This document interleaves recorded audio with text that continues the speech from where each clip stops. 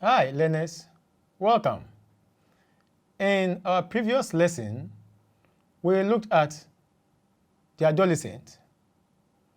We also looked at the adolescent reproductive health.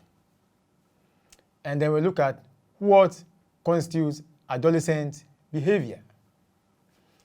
In this lesson, we shall be looking at chastity. I know most of you begin to ask, what is chastity?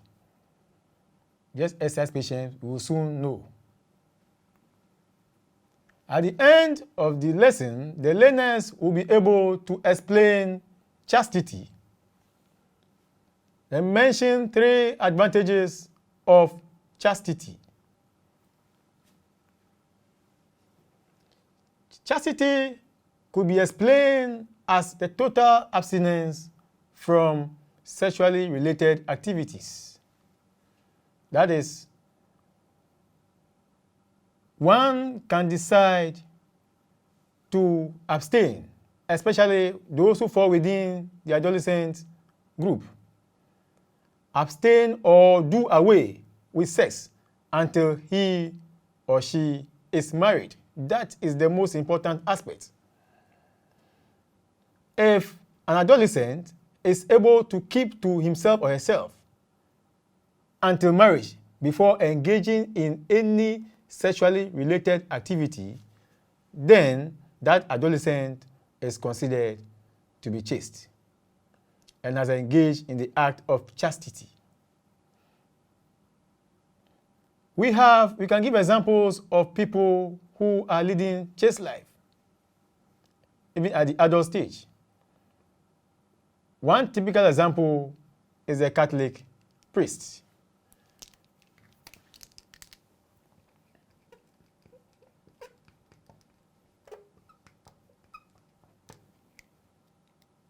These people, even at the adult stage, do not engage in any sex-related activity because the religion frowns on it.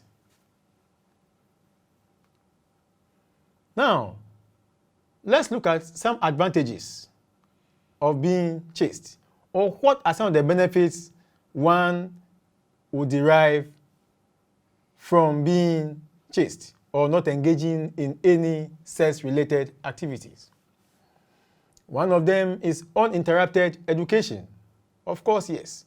There is no way one will engage in sex, get pregnant, and feel comfortable continuing his or her education.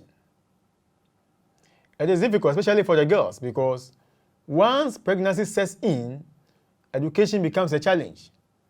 Therefore, it is important that once you engage or refrain from sex-related activities, there is a likelihood that your education will not be interrupted.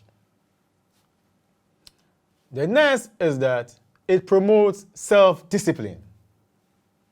Yes, self-discipline, because once you do not get involved in any of these sex-related activities until marriage, you are able to keep to yourself. You are able to become assertive. Assertive means that you say no to anybody who comes to you, who proposes to you, or wants to have anything that has to do with sex with you. And once you do that, indeed, you can be considered as a disciplined person. Self-confidence. In the midst of your peers, you'll be bold and proud to say that indeed you are a virgin. And when issues of sex is discussed, you have nothing to hide. It brings honor to parents. Of course, your parents' shoulders are high anytime they are in the midst of their friends and family, because good things are said about your words, and the parents are always happy to come out and say that indeed they have really trained their children well. Keeping focus on goals in life. Yes, very, very important. It is true that once you keep to yourself, you do not meddle in any sex-related issues, your attention is likely to be on your education. Your attention is likely to be on your goals of what you want to be in life. Probably you want to be a teacher, you want to be a doctor,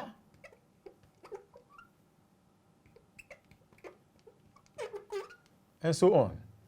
So once you want to achieve these goals in life, it is important that you remain chaste. Again, we shall be looking at free from STDs and STIs. I know what comes to mind will be, what are STDs? STDs are sexually transmitted diseases, whilst STIs are sexually transmitted infections.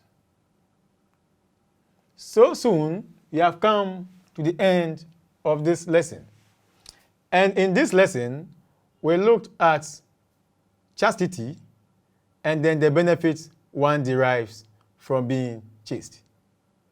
Thank you for your time. See you in the next lesson.